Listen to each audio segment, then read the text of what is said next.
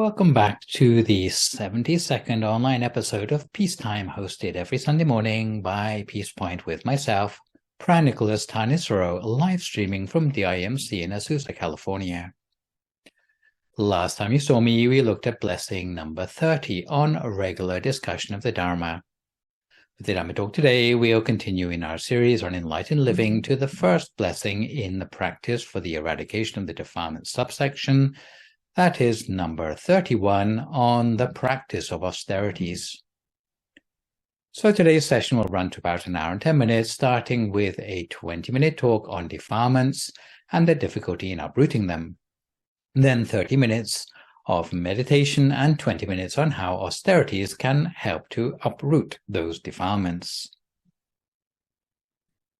So at this point in the blessings, we have reached the penultimate subsection entitled Practice for the Eradication of Defilements. This 9th group of blessings is where we are starting to put theory into practice, getting down to earnest spiritual striving. Blessing group 9 consists of 4 blessings. Blessing 31 on the practice of austerities involves restraining the senses and striving to burn up the defilements in the mind through the practice of gradual and intense austerities. Then comes blessing 32 on practicing the Brahma-faring, where, having practiced austerity until the worst of the defilements have been uprooted, it's necessary quickly to sow the seeds of higher virtue in the mind before the defilements can take root again, especially by extricating the mind from sense desire that is the origin of decay and suffering. Next comes blessing 33 on seeing the 4 noble truths, which means cultivating our meditation further to the point we can know and understand the reality of life in the world, otherwise known as attaining the body of enlightenment or Dhammakaya within. Finally, there's blessing 34 on the attainment of nirvana, which means cultivating meditation beyond the 4 noble truths by bringing the mind to a standstill at the center of the body of enlightenment. The mind will then become sufficiently refined to touch upon nirvana, with the subtlest of defilements gradually falling away until none remain and arahantship can be attained. So within this wider context of eradication of defilements in this blessing, we come to the 31st step on the staircase of Buddhist practice, dealing with the practice of austerities. An overview of the 38 blessings reveals that the 30 previous blessings can be regarded as merely a springboard for the remaining 8 blessings, because the final leg of the spiritual journey requires not just controlling the defilements in the mind, but actually removing them completely. Consequently, this blessing is the first to deal earnestly with the defilements in the mind by advocating the practice of austerities, particularly on the twin themes of sensual restraint and striving in meditation as methods of removing them. Just to backtrack slightly, you will remember that our human being is made up of 2 distinct parts, the body and the mind. If you want to be technical, you can use the word rupa for the part that is the body, and the word nama for the mind. Although the body may look bigger and stronger than the mind, in fact, of the 2, the mind has the greater influence on the quality of our lives. The human mind can be understood as a dynamic energy condensed into a sphere which is normally about the size of the tip of your little finger. The mind in its natural state takes the form of a clear sphere of diamond brightness. However, when polluted, the sparkling mind is reduced to dullness and weakened potential. This debilitation is caused by impurities that reside in the mind, known by the technical name of defilements or kilesa in the Pali language. Defilements are something we have already come across in many of the previous sessions, including blessings 5, 7, 16, 19, 20, 21, 24, and 27. They are not to be confused with the defilements of action, known in Pali as gamakilesa, which are actually just the outward manifestations of the real defilements in the mind. This blessing is where we start to tackle these defilements at source, as we shall see through the practice of austerities. Defilements infect the mind in a way equivalent to how bacterial viruses cause illness by infecting the body. We would expect the possible number of illnesses in the body to be a lot, but in fact the number of illnesses in the mind is even greater. And I'm not talking about mental health issues. In the mind, the major infections that destroy the capabilities of the mind are things like craving, hatred, vengefulness, hunger for fame, sleepiness, and vanity. All these are signs that the mind is out of condition, even for a supposedly healthy person. Here's a picture we are already familiar with from my earlier session A24 on rust in the mind. Defilements have gross and subtle forms in just the same way that trash has both gross and refined forms. Gross rubbish is obvious enough to be picked up and put in a trash can. Defilements also have their subtle forms, which can be compared to dust. Such defilements are so subtle that they cannot be seen with the naked eye. They may be like the dust that clings to a mirror, rendering it dull. If you take a cloth, you can polish away such dust so that you can see clearly in the mirror again. Even though defilements may seem small and insignificant, things that are entirely in the mind, we cannot afford to remain ignorant of the nature of the defilements, or else we will have to live with the inefficiencies of the mind they inflict. Defilements in the mind originate as the residue of ingrained bad habits. They are the things which cause us to act on impulse rather than use our common sense. Even though these mental taints might be considered minor, no more than rust in the mind, we have to try to get rid of them because they hold us back from enlightenment. For most people, the mental taints are so subtle that they feel like they don't really matter. They are like tiny bacteria which can cause much more serious diseases. Unless we have tried meditation, it would be difficult to appreciate the dangers of these taints. However, when we start training the mind in earnest, we can see that these taints cannot be ignored. Although defilements may be small, abstract, and hidden away in the deepest recesses of our minds, they cannot fail to have dire effects on our everyday lives. In individual work, defilements can create problems in the way we make decisions, especially when we succumb to bias. When we work with others, defilements in the mind become even more evident when they cause interpersonal conflict between those supposed to be working as a team. Statistically speaking, the more we have done something in the past, the more likely we will be to do it again in the future. If all we've done in the past is good and virtuous things, then that would be our good luck. However, for most of us, we have a repertoire of bad habits. Anytime we try to quit any of these habits, we feel a lot of resistance. Although we may not see the source of such resistance at its root, we can know that this is the action of the defilements. Such an understanding of the nature and the location of defilements is vital to a correct understanding of how to eradicate them. Pre-Buddhist religion in India believes that the defilements were physical accretions are located in the body. Therefore, they try to wash away their sins by bathing in a sacred river like the Ganges, as in the example of Sangharava Brahmin that we already mentioned in the purification practices of Blessing 16. Even some ill-informed Buddhists try to find material solutions to spiritual problems. They think that if their intended spouse is habitually bad-tempered, they can cure the problem before their marriage by sprinkling them with holy water or taking possession of a sacred amulet. Misunderstanding of the nature of defilements has given rise to many strange religious rituals around the world. People even link their heads together with a sacred thread at their marriage ceremony in the belief that it will keep them together for the rest of their lives. Unfortunately, they can only tie their heads together, but they will never be able to tie their hearts and minds together for life. The Buddha used the principle for removing defilements of fighting fire of the defilements with the fire of austerity, so fighting fire with fire. The purpose of austerity is directly to scotch the defilements from the mind. If our body is ill, doctors have to track down the bacteria or the viruses that have infected us. In medical science, they use all sorts of technologies to study the infections in the mind. They use microscopes to identify the infection, study the properties of the infection, and put a name to it.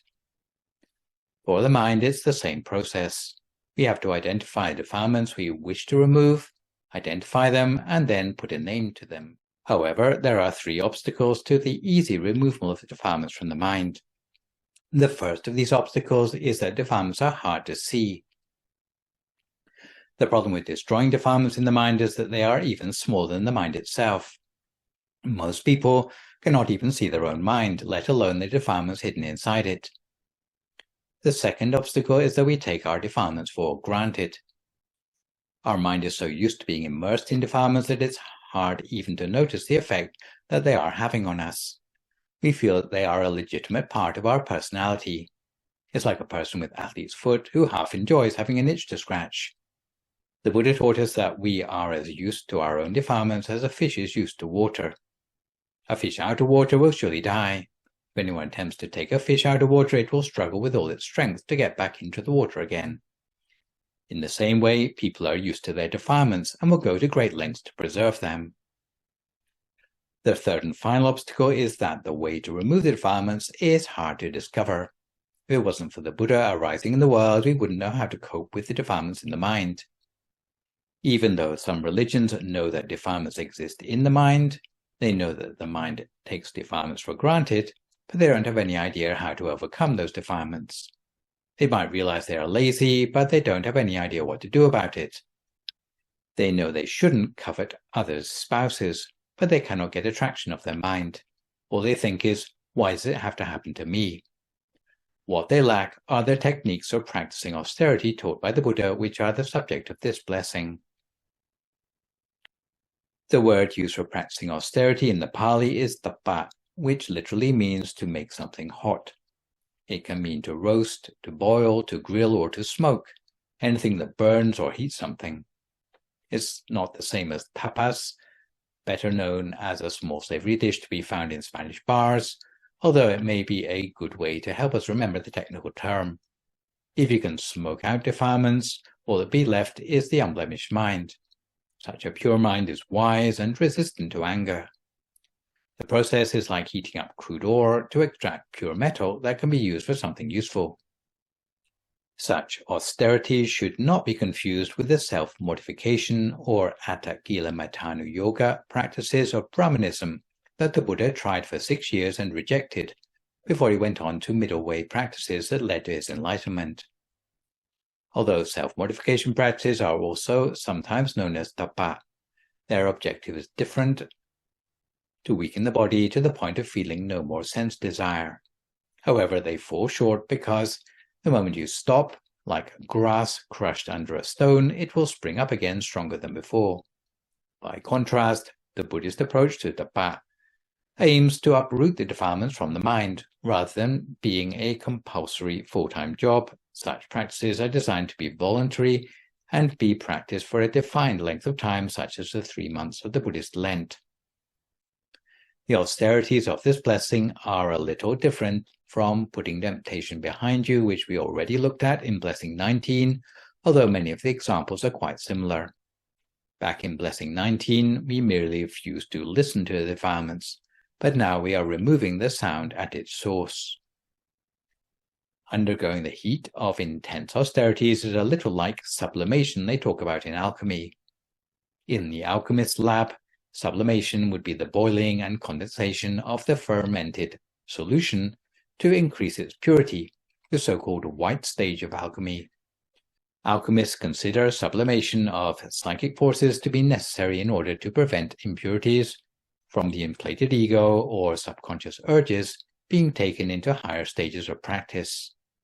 Personal sublimation consists of a variety of introspective techniques that raise the content of the psyche to the highest level possible, freeing it from sentimentality and emotions, allowing a person to emerge from undesirable aspects of their former identity.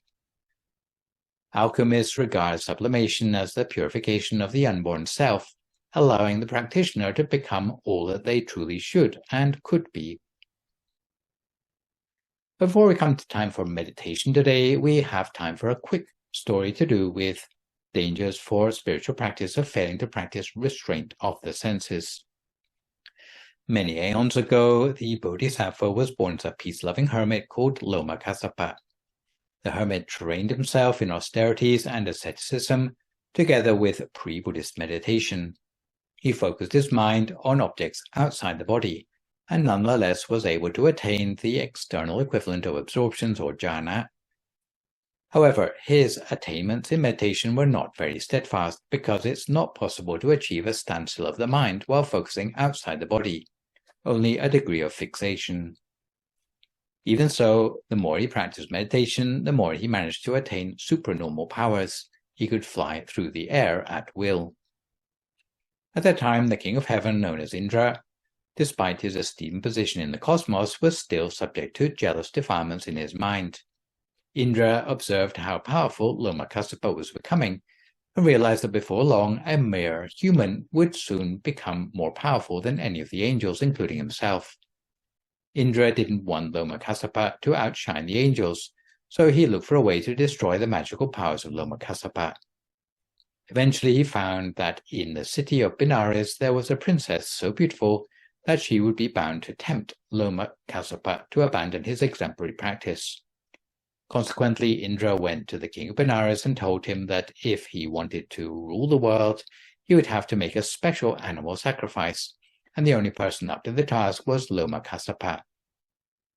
Indra told the king that Loma-kassapa would be too afraid to sacrifice a live animal because it would be too obvious a way of breaking these ascetic precepts. However, if the king were to lure Loma-kassapa using the princess as a sort of honey trap, before long Loma-kassapa would comply with doing the sacrifice. The king of Benares agreed to do the sacrifice and immediately sent his daughter to tempt the hermit. Unfortunately, the hermit lacked restraint of the senses. As soon as he started to think about the beauty of the princess, he became a slave to his latent sensual desires. His meditational powers diminished instantly. He could no longer fly through the air. Now he had to walk, and he started to follow the princess along the road back towards Benares. It came to the day of the sacrifice, and he was still clothed in the garb of an ascetic. He felt nothing about the fact that he was going to sacrifice a large number of animals, because sensual desire had overcome him. However, the people of Benares complained and protested, questioning the conscience of an ascetic willing to do such a thing. All the animals of the town howled and screamed at the same time. Someone proclaimed the words, "The sun has strength, the moon has strength, monks and ascetics have strength. The ocean coast has its strength, but none of these forms of strength can rival that of a temptress." On this occasion, the complaints and the sound of the animals reawakened mindfulness in Loma-kassapa. He cast away his sacrificial dagger and recovered his sense of conscience. He was able to restrain his senses again. As his precepts recovered their former strength, his ability to meditate returned. He was able to float in the air again, and he flew up into the air and taught to all of the assembled people to learn from his mistake, to practice restraint of the senses for themselves too, and that the people of the world would not be enslaved by their desires. Once Loma-kassapa had given his warning, he flew away back to the forest again, never to return. So now we are a little more well-informed about what is meant by the practice of austerities. Let's see if we can remove some of our own defilements by settling ourselves down for 30 minutes of meditation, which today is a recent live recording of the Wisdom for Life track. If at this time you would like to find a comfortable sitting position for yourself as you listen to my guidance.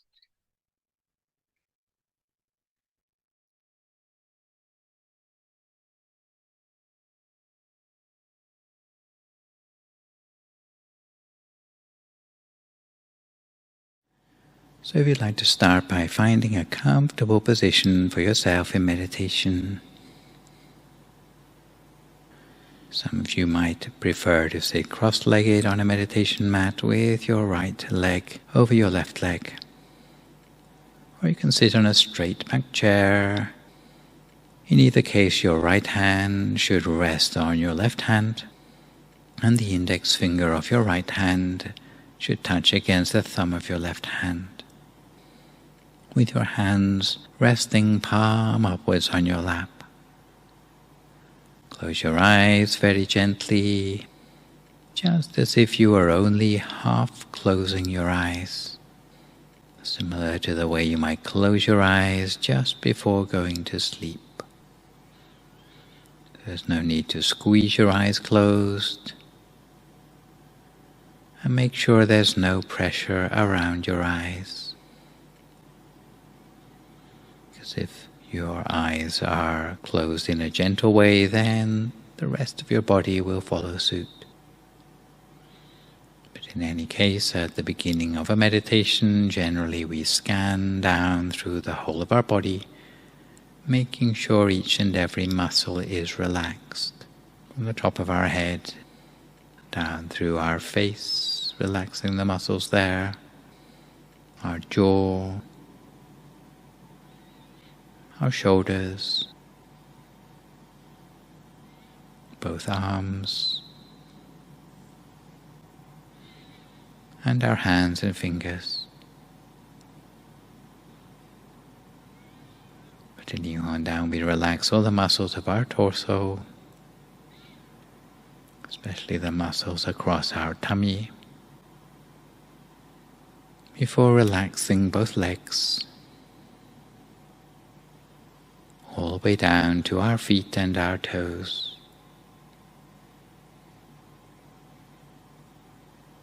Till our body is comfortable enough for us to forget about it,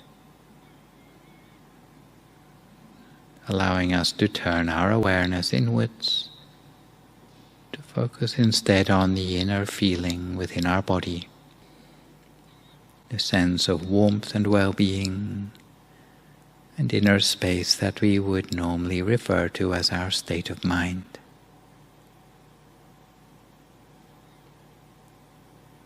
In order to relax our state of mind further still in preparation for the meditation ahead,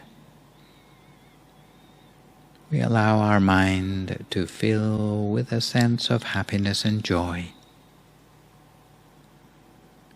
allowing our mind to feel refreshed, pure, clear and bright,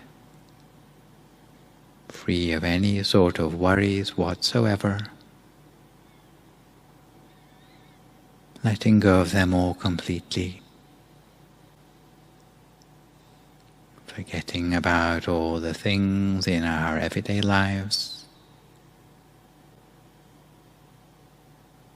so that our mind can become completely still. And at this point we might imagine that inside our body is free of any organs or tissues and muscles or bones,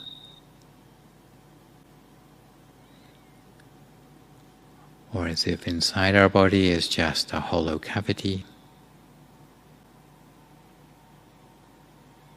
rather like a transparent bubble with nothing on the inside. And we allow the focus of our attention to come back within the space of this empty body of ours, somewhere inside us that feels for us like the point of greatest contentment,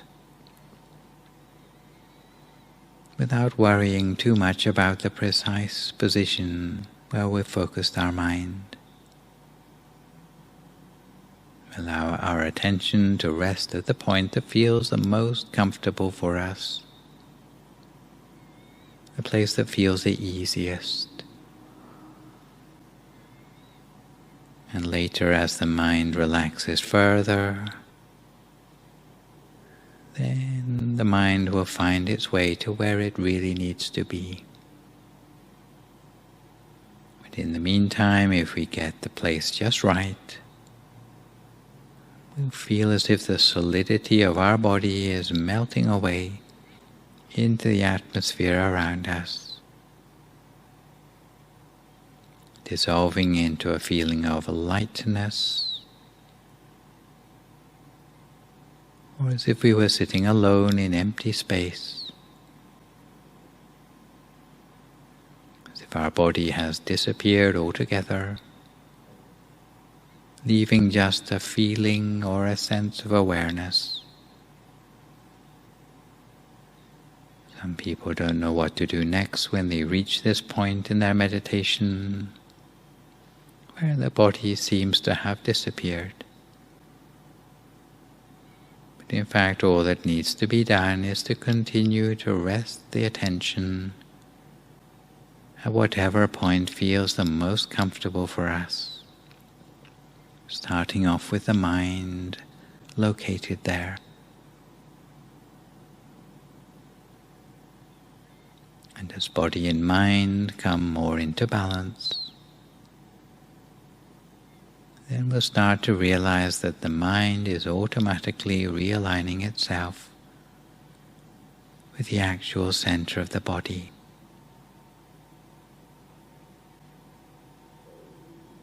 Especially when starting out, some people find it helpful to anchor the mind by imagining a bright, clear object, possibly the size of a pinpoint, or like a star in the sky, as if that image appears at the point inside ourselves where the mind has come to a standstill. In which case we should keep the object in mind, gazing at it continuously and softly, never attempting to stare at it, almost as if we were looking at it out of the corner of our eye, almost unintentionally. And if we can observe it gently in this way, without using too little or too much effort, before long the image will start to become clearer all on its own. However, if we use too much force, then it will disappear. If we use too little effort, allowing ourselves to become distracted, and we'll find that the image will also disappear. So either way, too much effort or too little, the inner object will disappear. So our task in learning to meditate is to find the optimum amount of effort by which we can hold the object in mind the whole of the time. And this is the real skill that we have to build up and work upon in the course of our meditation.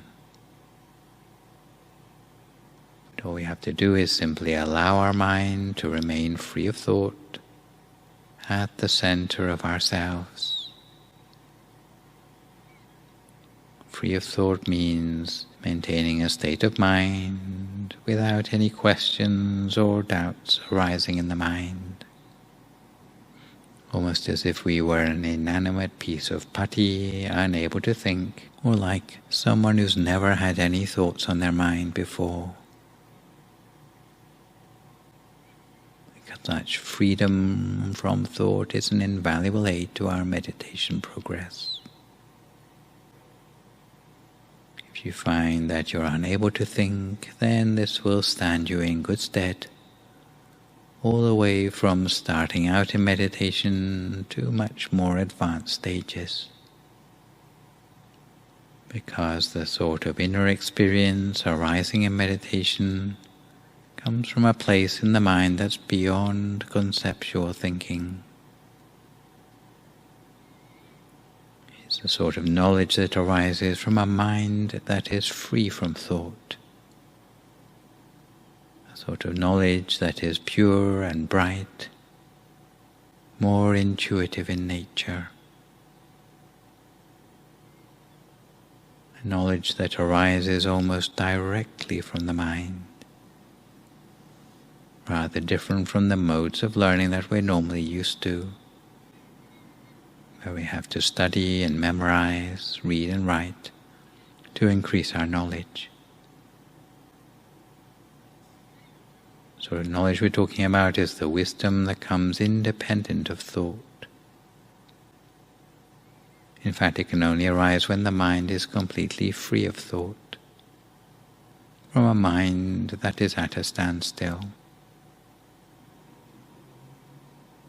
And it's a sort of wisdom that arises along with a sense of inner brightness in the mind, almost as if that brightness allows us to see more than before, uncovering the hidden truths within the mind, helping us to understand more accurately about the realities of life in the world. Sort of knowledge that we can acquire from the inside, So it's not something that we need to use our usual study skills to develop. The starting point for us is to focus our attention anywhere within the body. And later, when the mind becomes settled, then it will make its way to the actual center of the body all by itself. As the mind approximates more closely to the center, it will give us a feeling of being alive and awake on the inside. Completely different set of feelings than we normally encounter in the mundane run of events in our life. Using only a very gentle attention to keep the mind in place, almost like an intention on the off chance that it will bring our mind closer to the center of the body. But once we start to recognize a sense of what it feels like to be at a standstill with the mind at our center, it'll be easier for us to return to that point and stay there the next time round. But for now, we keep our mind on track at the center of ourselves, while keeping our mind also free of thought if possible. Applying our mind lightly and gently at the center of ourselves for a few more moments in silence until we come to the appropriate time.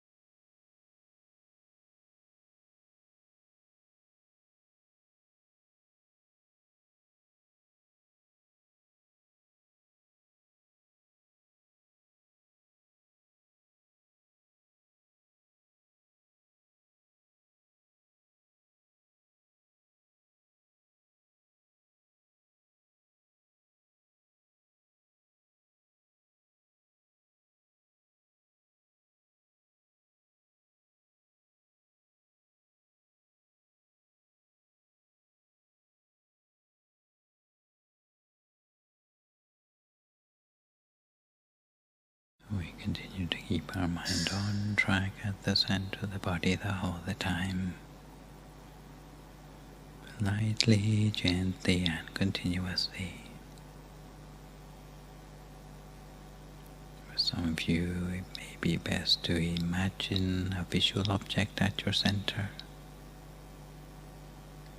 While for others, it may be better simply to rest the attention at the center of yourself while observing whatever arises spontaneously. If you're imagining an inner object, it may be something like a bright sun, a full moon, a star, or a diamond. Or it might be something simpler like a flower. Because any image can serve as a point of reference to anchor the mind at the center of the body. But when imagining the object, we need use only the very gentlest of effort. And if you find you haven't yet struck the right balance when focusing, perhaps using too much or too little effort, then your body will tell you about it. Too much effort and you'll end up with tensions across your eyebrows or across your shoulders, or you might even end up with a headache. If you find that your fingers are curling up or your abdomen is tense, then it's likely that you're trying too hard. Where if you succumb to boredom or you find yourself looking at the clock, then again these are signs that you haven't struck the right balance. There's no need to struggle on if you have these sort of symptoms, but rather readjust your technique, relax yourself, and find a sense of ease in your meditation. Find a way of meditating that you feel you enjoy, where you're enjoying the journey more than thinking about the destination. But once you're back on the right track, the telltale signs will be a sensation of bodily lightness and of expansion within yourself. Your mind will feel light, pliable and easy to work with. And you feel that time passes more quickly than it really does. You may feel that you don't want the meditation to come to an end, or as if you'd like to extend the length of your meditation, almost as if you're glued to your meditation mat. And when your meditation is going well, your body will automatically set itself up into a position of poise, where the body seems to inflate itself into the most elegant and upright of postures. You feel contented with your meditation, almost with a smile on your face, and all these are indications that you're on the right track with your meditation technique. On the contrary, if the more you meditate, the more upset or depressed you feel, and this would show that we have not done the right adjustments on our mind before meditating. If you feel meditation is causing you to age prematurely, then you need to recalibrate your meditation technique. But in the meantime, don't lose confidence of success in your meditation, and train yourself continuously while being observant of all the things which aid or obstruct your progress. Once you've found the right balance, body and mind will become clear and bright. Simply putting our mind at the center of the body will cause the mind to feel as if it can go deeper, connecting with the pure elements inside ourselves. almost as if that inner experience is already awaiting us inside our body. So all we need to do is train ourselves continuously and avoiding any lethargy that might put us off getting down to meditate in earnest. And if ever we have a day when our meditation seems to be going particularly well, then we should extend the length of time for our meditation, because it's on that sort of day that all the effort we've invested in our meditation up until now has been made worthwhile. So we should continue our meditation if we feel our meditation is going well, and shouldn't limit ourselves to fixed ideas about the length of time we need to meditate. Because if we can make some sort of breakthrough in our practice, it will stay with us for the rest of our lives. But instead of just remembering the experience, we should also try to remember the method by which we reach that experience on any particular day, so that we can retrace our steps on subsequent meditations. So the secret of meditation is to adjust whenever we feel that we have strayed from the path, while keeping the mind radiant the whole of the time. If we feel sleepy, fatigued or tense, we find ourselves on the brink of nodding off, then we should try to catch ourselves just at that point. If we feel aches and pains, then we just change posture. If the stream of thoughts in the mind is unending, we can either use the mantra or just open our eyes and close them again softly. In the meantime, we practice our meditation and try to make meditation a habitual part of our daily routine,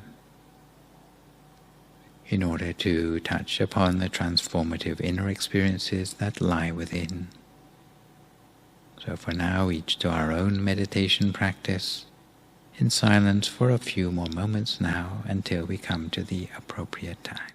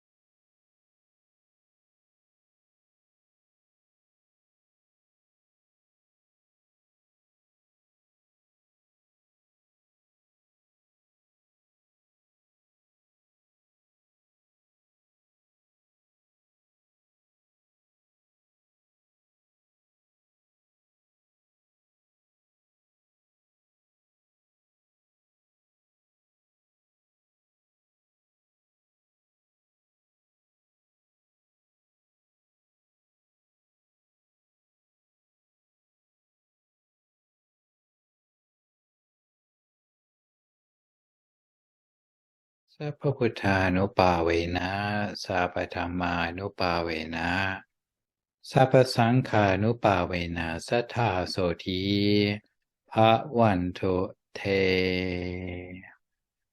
So we'd like to come to the end of your meditation for today. You can gradually open your eyes again.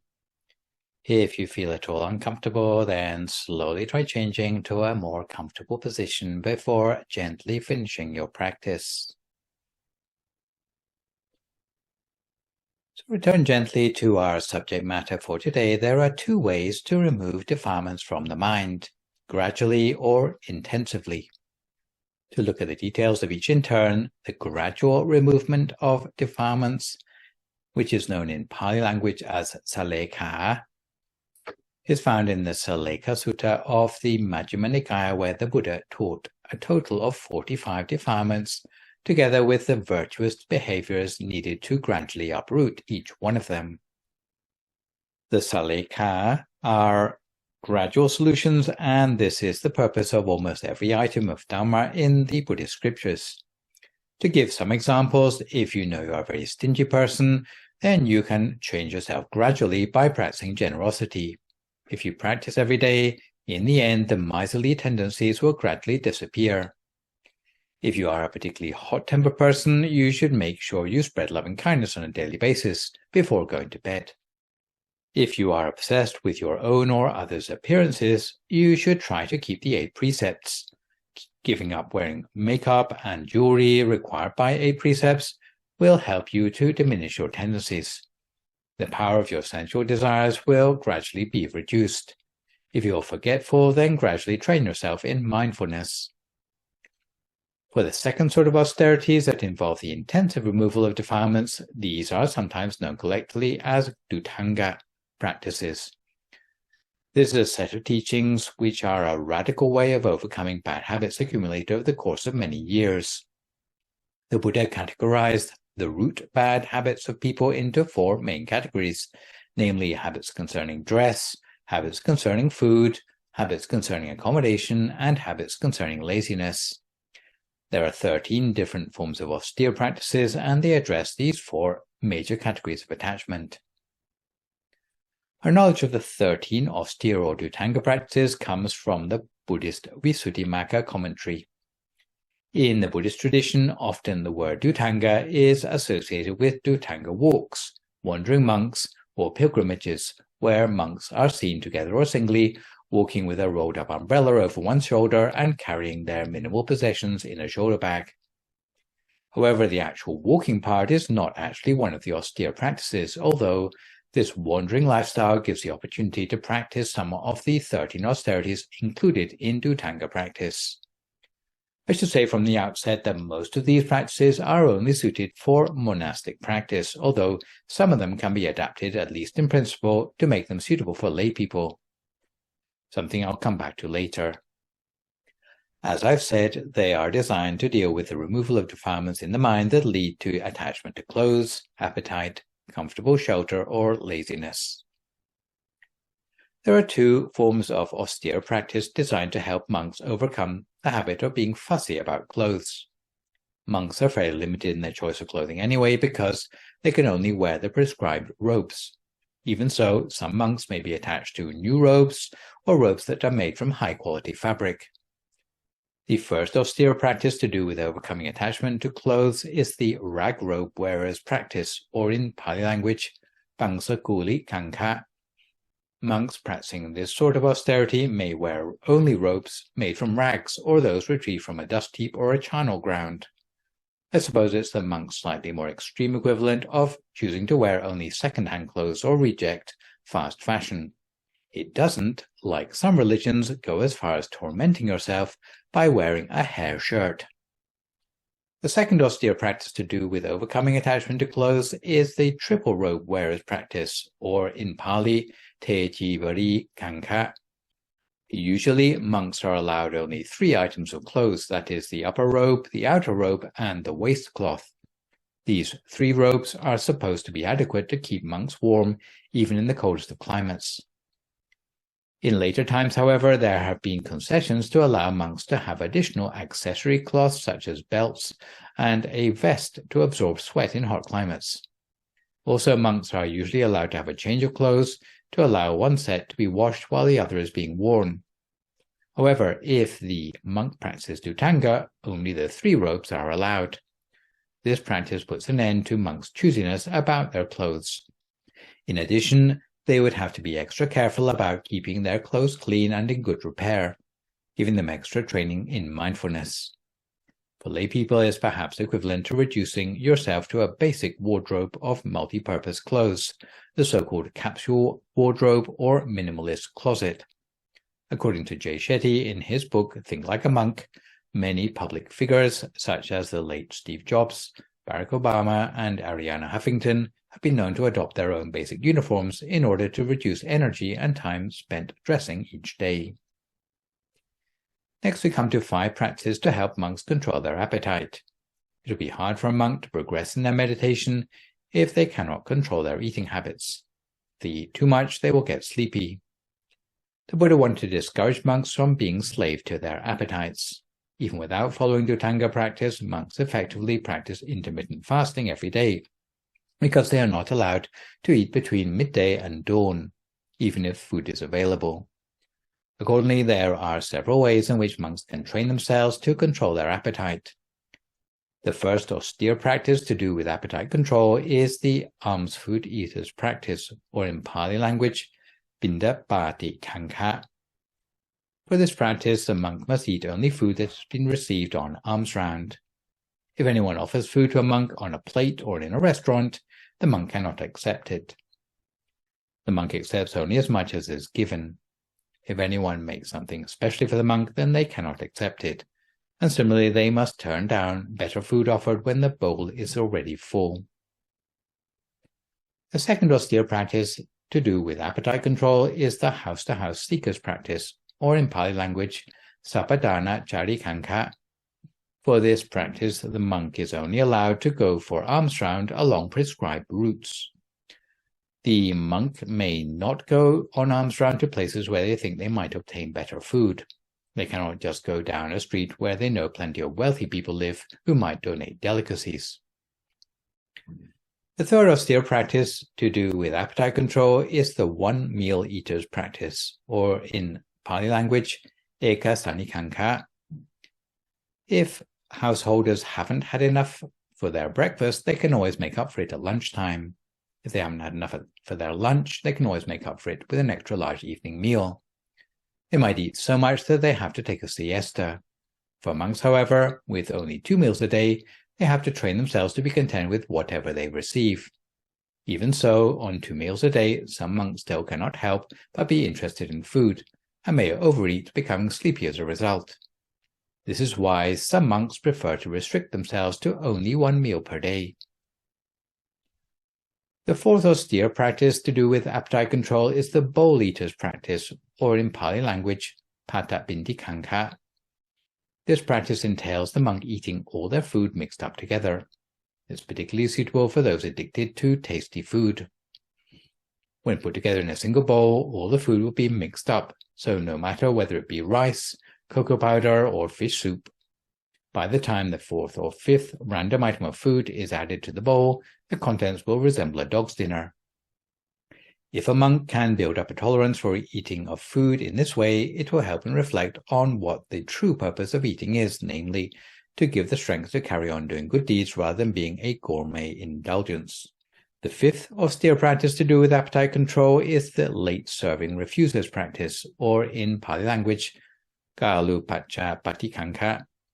This practice is when a monk will not accept further helpings of food after they have already started eating. Then come 5 practices to help monks overcome attachment to plush accommodation. The first austere practice to do with reducing attachment to luxury accommodation is the forest dwellers practice, or in Pali language, Aranyikanka. This is why the classic Dhutanga accommodation is an umbrella with a mosquito net and nothing more. This practice entails living only in shelters or tents in the forest rather than sleeping in a building.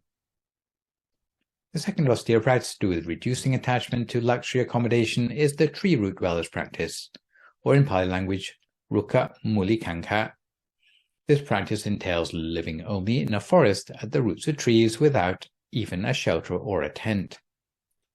The third austere practice to do with reducing attachment to luxury accommodation is the open-air dwellers practice, or in Pali language, Apokasikanka. This practice entails living out in the open, not even sheltering under a tree. It serves radically to reduce the monk's attachment to comfort, luxury, or sense desire. The fourth austere practice to do with reducing attachment to luxury accommodation is the charnel ground dwellers practice, or in Pali language, Sosanikanka. This practice entails living only in a graveyard where corpses have been laid to rest without coffins. The sound of mice running in and out of corpses, or the sound of vapors escaping from cadavers as they dry out, will soon put paid to any sexual urges or delusions of grandeur the practitioner may have had, and help them to put their life in perspective. The fifth austere practice to do with reducing attachment to luxury accommodation is the Enibed users practice. or in Pali language, Yata Santati Kanka. This practice entails accepting accommodation wherever this has been allocated by the host. Even those staying on a campsite can sometimes get choosy about where they pitch, staying near the kitchen if they like the smell of food, or near the facilities if they think they can be first in line for the showers. If someone has gotten extremely choosy, then maybe they need to try staying out in the open air instead. Finally, we come to a practice for helping monks overcome laziness. The austere practice to do with reducing laziness is known as the sitter's practice, or in Pali, ne sachikanka. This practice entails avoiding lying down. Usually monks adopt austere practices to help them meditate better. If the monk is following the sitter's practice, they must restrict themselves to standing, walking, or sitting down, while never lying down or letting their back touch the ground. In the time of the Buddha, some monks would keep this austere practice for the duration of the rainy season. Generally, although it may sound very macho and something to be aspired to, it only works well if a meditator has already gained a high level of advancement in meditation. It's only really useful if a person can meditate well enough to overcome their own sleepiness. Traditionally, the any better's practice is the only one recommended for lay people. You'll come across it on some retreats where you declare Senathana Lolupang Patikipami Yatta Santati Kankang Samadhiyami 3 times, which translates as willing are we to accept Dhutanga training as our way of life, happy to make our bed wherever our hosts provide. These verses will be declared at the beginning of a retreat, along with taking 8 precepts.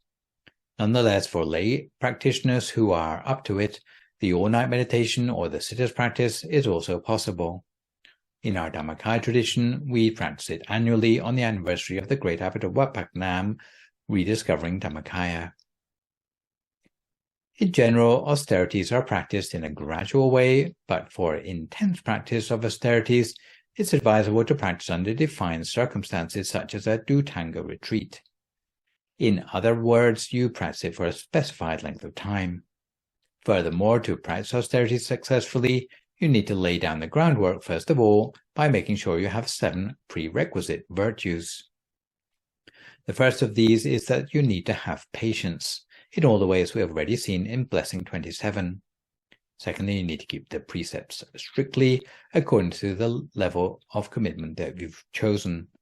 If you are a householder, 5 precepts should be upgraded to 8 precepts. If you are a novice, then you should try to keep the 10 precepts strictly. If you are a monk, you need to keep the monk's 227 precepts strictly.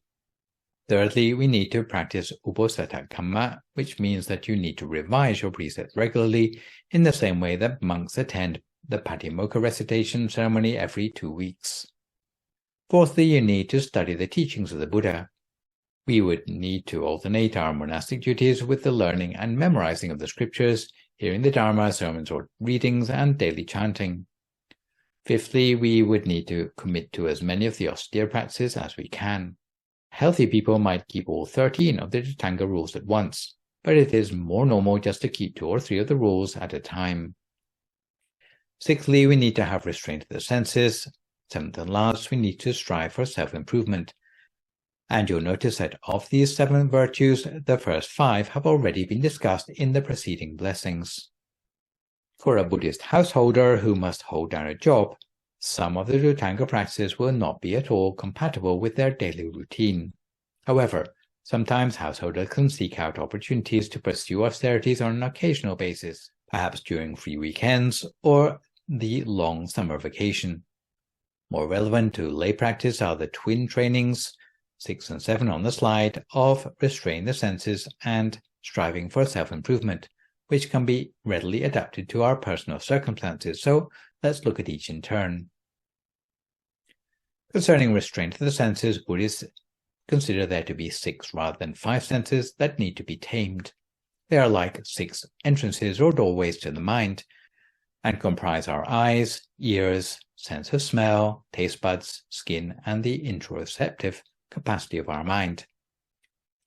Supposing there is a walled city with 6 gates.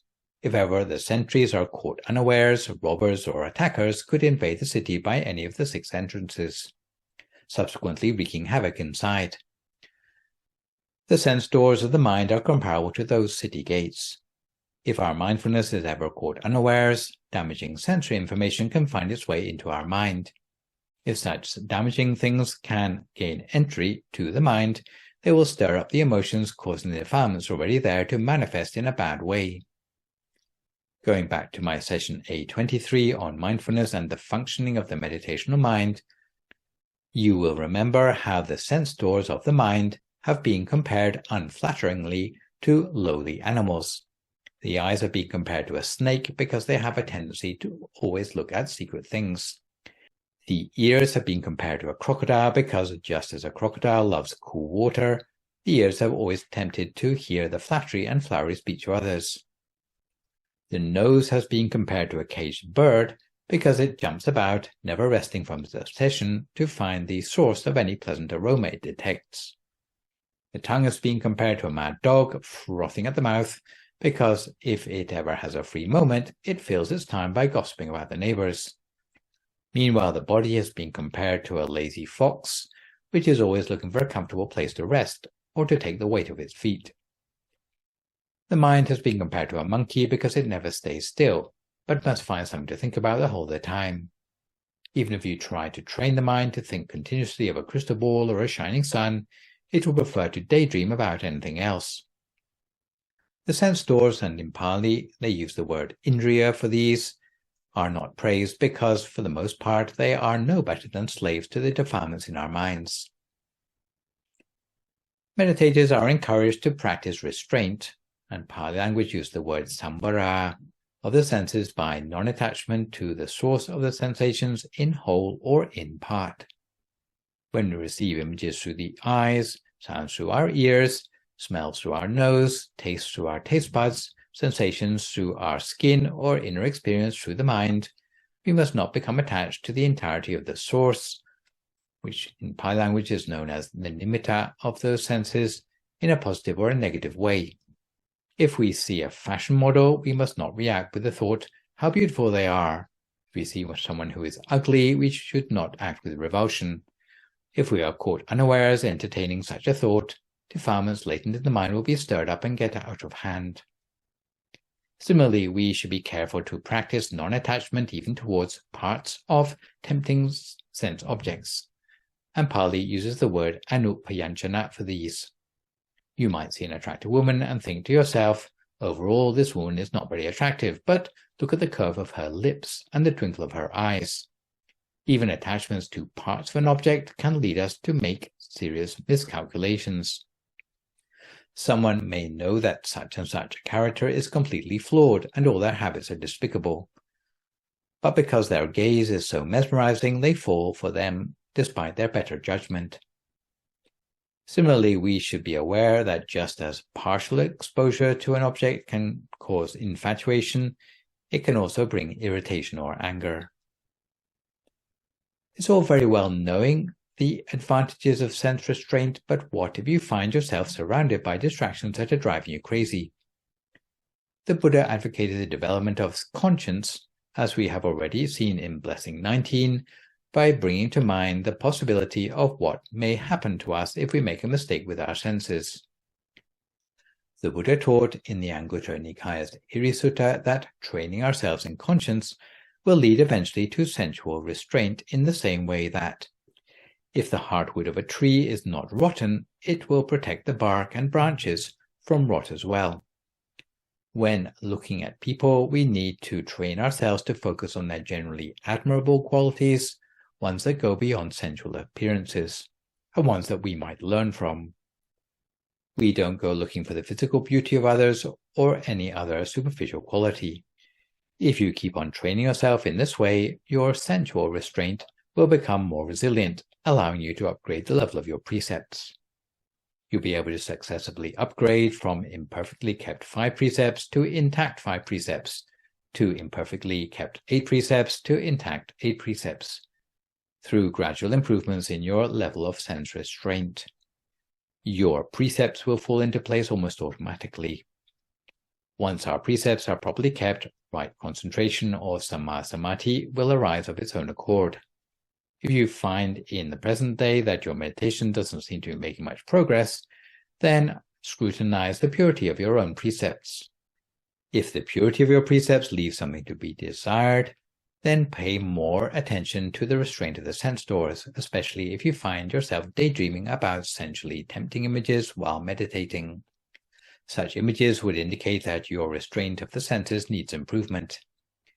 If you can develop sufficient restraint of your senses, your precepts will be pure, meditation will arise, and brightness will arise inside to the degree that you will start to see the mind and the defilements in the mind, so that you can start work directly on the purification of the mind by the quality of seeing things as they really are, or as it's known in the Pali language, Yatha Bhuta Jnana Dasana. You will be doing the equivalent of what a lab technician does when they identify the vectors of illness in the body with their microscope, starting at first with only lenses of low power, but gradually acquiring medium power, high power, oil emulsion, and eventually an electron microscope, until the vectors of disease have nowhere left to hide and can be uprooted. In the same way as the subtlety of our concentration increases, it will give way to dispassion with sensuality, known in Pali as nibbita, release, or in Pali language viraka, and eventually the seeing and knowing of liberation, or in Pali language vimuttayana dasana. Apart from sensual restraint, the second important training to develop within the context of austerities is striving for self-improvement, or in Pali language viriya. By this time in the study of the 38 blessings, we should be able to tell the difference between what is right and wrong. We know that the practice of austerity is good, but we may be prone to giving up too easily instead of seeing our practice through to the point of mastery. We might resolve to keep the 8 precepts throughout the 3 months of the rainy season, but after the 3rd day, when you feel hungry in the evening, you start to think to yourself, well, I've already kept the 8 precepts for 3 days, and that's already quite a lot of merit. Maybe I'll keep the 8 precepts again at the end of the rainy season, 7 days altogether, and that will be enough merit for me. For such a person, the ability to strive is still a work in progress. Properly developed striving refers not just to meditation, but means putting forth 4 types of effort. Firstly, not succumbing to unwholesome habits which you never did before, or in Pali language, samvara patthana. Secondly, overcoming any unwholesome habits you already possess, or in Pali language, pahana padana. Thirdly, developing good habits you never had before, or in Pali language, pavana padana. And lastly, maintaining the good habits you already have, or in Pali language, anurakana padana. As a classic example of striving where a person is willing to put their life on the line for spiritual advancement, the Buddha himself modeled the ultimate attitude to striving. On the morning before he sat for meditation for his enlightenment, he received milk rice from Sujata and took its place on a seat of perfumed grass under the Bodhi tree. The Buddha sat down for meditation with the vow, for however long it takes for me to attain enlightenment as a fully enlightened Buddha, even if my body should shrivel and die, leaving only skin, sinew, and bone, I will not get up from this meditation seat. The opposite of making an effort or striving is to backslide. The main characteristics of a backslider are the sorts of excuse they make to themselves. A backslider's attitude to the world always gives them an excuse not to meditate, whereas the attitude of a striver will lead them to take every chance to further their meditation. Mostly it comes down to their mental attitude. To give a few examples, knowing there is work on the way, the backslider will think, it's not worth meditating because I will soon be interrupted by work anyway. By contrast, knowing there is work on the way, the striver will think, I should be quick to meditate because time for striving will soon be hard to find. Knowing there's a long journey at hand, the backslider will think it's not worth meditating because I'll soon be interrupted by a long journey anyway. By contrast, knowing there is a long journey at hand, the striver will think, I should be quick to meditate because time for striving will be hard to find en route. Having had only a little to eat, the backslider will think, I can't be expected to meditate on an empty stomach. By contrast, having had only a little to eat, the striver will think, I should be quick to meditate while my stomach is light. Similarly, those lacking the ability to strive cannot meditate in the summer because it's too hot. They cannot meditate in the winter because it's too cold. In the seasons when the climate is just right, they regret not using the favorable temperatures to get some hard-earned rest. Such excuses are not hard to invent. If you find yourself using any or all of the backsliders' reasoning to get out of meditating, you will be able to sleep uninterrupted all year round and never do any meditation again. However, for the practice of austerity, even in everyday life, we should not resort to the lazy excuses I've mentioned, but instead try to transform that reasoning into that of a striver. Before we finish today, we have time for a quick scriptural story about restraint of the senses. There was a previous lifetime when the Bodhisattva was still purging the lack of sensual restraint out of his system. During this particular lifetime, he lived again as a hermit, practicing meditation in a great forest far from the temptations of the so-called civilization. Before long, through earnest practice, he was able to attain psychic powers through his meditation. Because the hermit could fly through the air by his mental powers, he would always do so instead of walking. On one occasion, in search of supplementary minerals, he left the safety of the forest and travelled through the air to Benares for alms. While he was there, he stayed in the royal park. The king of Benares was pleased with the hermit's demeanour and persuaded him to live permanently in the royal park. 16 years passed, and the king, leaving the city to quell a border rising, left the hermit in the care of his queen, who was called Mudulakana. The hermit was slightly inconsiderate of his royal patrons, and instead of going for alms at the palace at a set time, would turn up on his own agenda. Any day he was particularly hungry, he would go earlier to the palace. On days he was not so hungry, he would go later. The queen would prepare food each day, but would never know when the hermit would come to collect alms. On the fateful day, the hermit had still not come for alms at the appointed hour, so the queen got tired of waiting, freshened up, and eventually went back to bed because the hermit was taking such a long time to arrive. Meanwhile, the hermit finished his meditation and flew unannounced to the palace for his alms, through the air and at high speed. He did not enter by the door, but through the open window. Taken by surprise, Queen Mudulakana heard nothing but the sudden rustling of the ascetic's bark clothing as he flew. Getting up quickly from her couch, the queen's clothes slipped from her body, revealing her nakedness to the hermit. It was never the intention of the queen to lead her respected hermit into temptation. However, it was too late for the ascetic, who could not now unsee her body. All manner of desires long hidden away in his mind were stirred up. The hermit became instantly besotted with the queen, consequently losing all his mental powers. Instead of being able to fly back from the palace that day, he had to return to his dwelling on foot. Meanwhile, the queen could not help but feel guilty about unwittingly destroying her hermit's vocation. 7 days later, the king returned. He found the hermit disconsolate and unable to eat. On learning the reason, and out of respect for the hermit, without hesitation he agreed to offer him the queen in marriage. The reason why the king could treat the hermit so forgivingly was that he was sure that the hermit's behavior was the result of a mistake rather than deception. Hearing the king's equitable words, the hermit recovered instantly from all his apparent illness. Secretly, however, the king asked the queen to think of some ruse by which she could save the hermit's holiness.